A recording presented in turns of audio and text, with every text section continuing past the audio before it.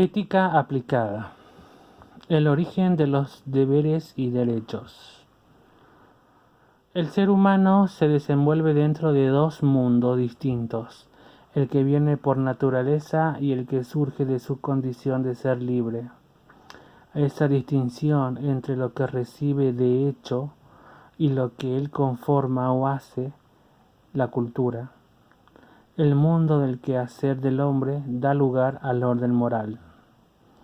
El hombre es el único sujeto de la ética, por ser el único ser vivo que posee la capacidad de diferenciar el bien y el mal, y de obrar según su libre elección. El obrar ético se asienta en las virtudes y los valores, que deben triunfar sobre los vicios y los disvalores sociales. De las limitaciones surgen los derechos como las obligaciones. Los hombres establecieron pautas de comportamiento social que hacen a la cultura de los pueblos. Acá tenemos el concepto de deber y el concepto de derecho. Deberes. Todo aquello que está obligado a cumplir el hombre para dar satisfacción a las demandas sociales que su vida le impone, como por ejemplo el deber de subsistir y de realizarse como persona. Derecho es la facultad de hacer o de exigir todo aquello que le está permitido por las leyes naturales, por las leyes positivas y por las normas de comportamiento social. Por ejemplo, encontramos el derecho a la vida, a la libertad y a todo aquello que no entre en enfrentamientos con los derechos de los demás.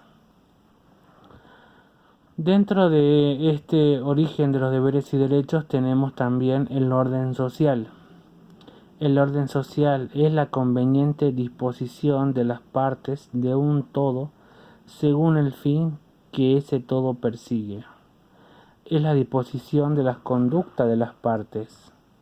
Dentro del todo social se incluyen diversos planos en el que la vida se desarrolla: familia, municipio, estado. Todo ordenado entre sí. Después tenemos el orden moral. Es aquel al que el hombre está ligado por el mero hecho de ser hombre, independientemente de toda legislación positiva. El orden moral se refiere a todo lo que hace libre el obrar del hombre, según su recta conciencia inspirada en valores rectores. El orden moral está fundado en valores éticos. Y por último tenemos el bien común. El bien común favorece el desarrollo de la personalidad y exige un conjunto de atenciones por parte del poder público a fin de que sea reconocido, respetado, armonizado, defendido y promovido el ejercicio de los derechos y el cumplimiento de los deberes de los ciudadanos.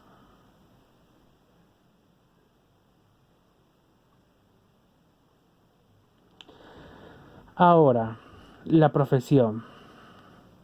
El término profesión ha llegado a Occidente en 3 pasos con un significado distinto. El primero significó la manifestación pública de una creencia en un contexto religioso. Ejemplo, la profesión de su fe, con palabras u obras. El segundo, y dentro del contexto religioso, se conoce como hacer la profesión, hecho que conlleva la idea de consagración, y como entrega y dedicación en relación a lo divino. El tercer paso viene dado por el uso social, explicitando y contemplando los contenidos de la ocupación laboral. Por profesión se entiende actividad diferenciable de otras que ocupa a un grupo de personas de forma estable en la producción de bienes o servicios necesarios o convenientes para la sociedad.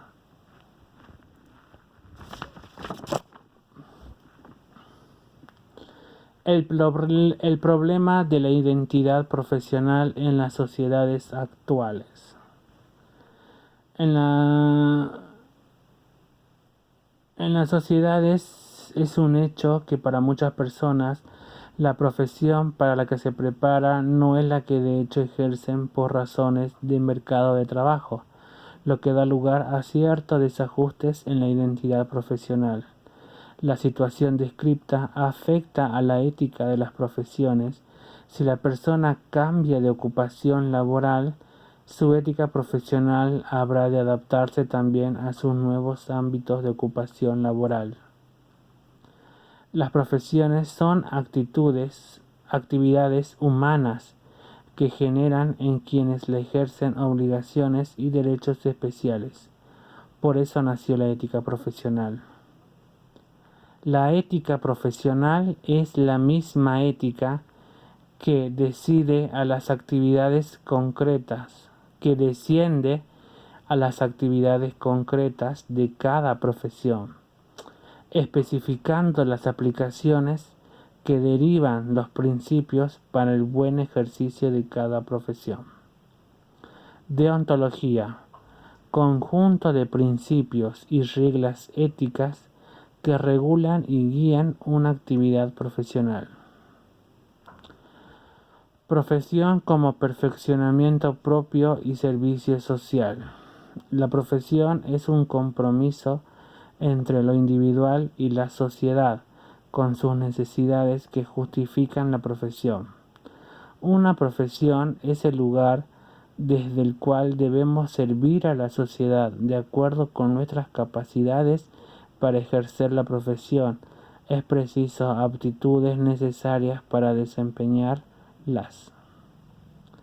La profesión como actividad humana. El trabajo corresponde a la naturaleza social del hombre porque la ocupación se ejerce habitualmente a cambio de una remuneración que permita la subsistencia y asegure el porvenir. El trabajo es la extensión activa de las personas a la comunidad.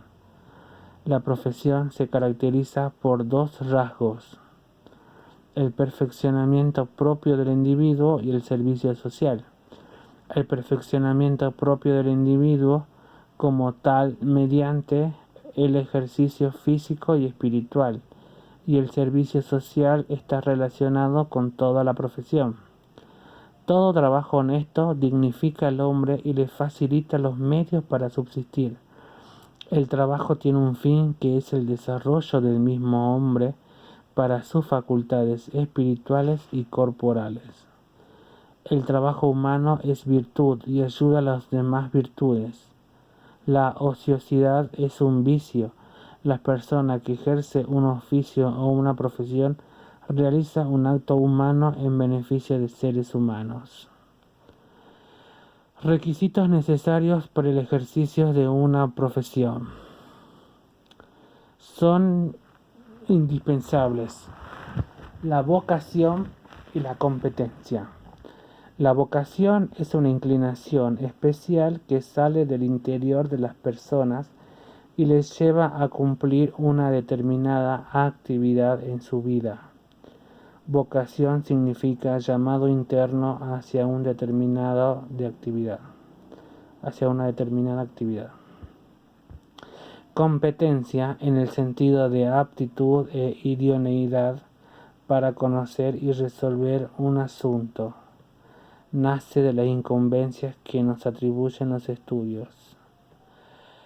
Y acá dentro de la competencia está la ciencia y la idoneidad. La ciencia, toda profesión, supone conocimientos específicos en quien la ejerce. Y idoneidad, aptitud para ejercer la profesión física y psicológica. Tenemos características de la profesión. Las características de la profesión son 5. La primera es una actividad humana. La segunda es el ejercicio de una vocación.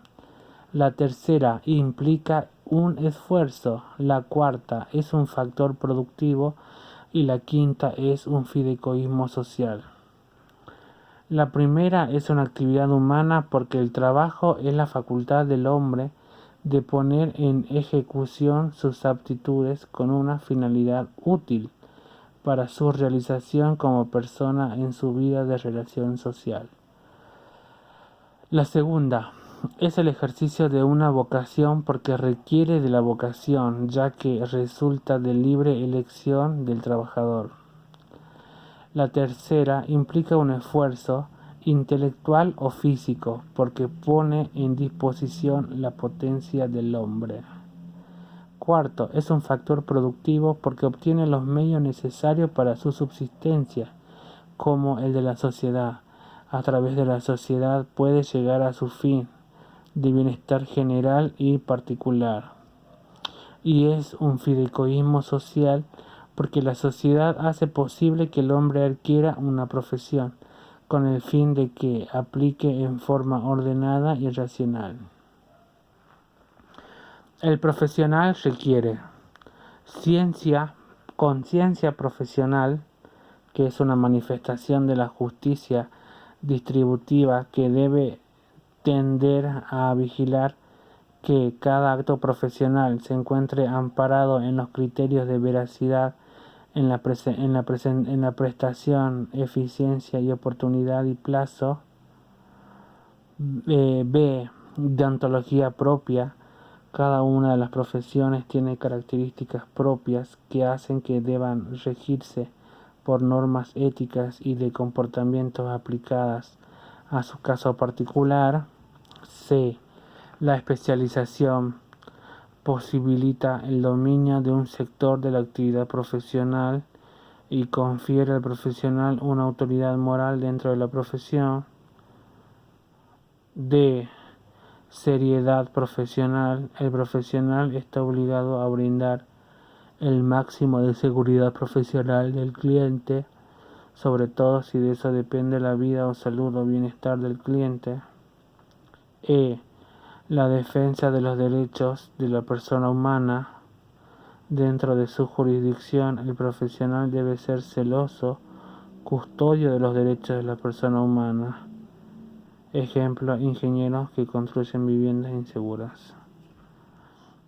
Y F. La defensa de la vigencia de un orden social justo. El profesional tiene que ser un defensor de las normas éticas porque la sociedad se preserva en el orden y la justicia. Cualidades morales de la profesión.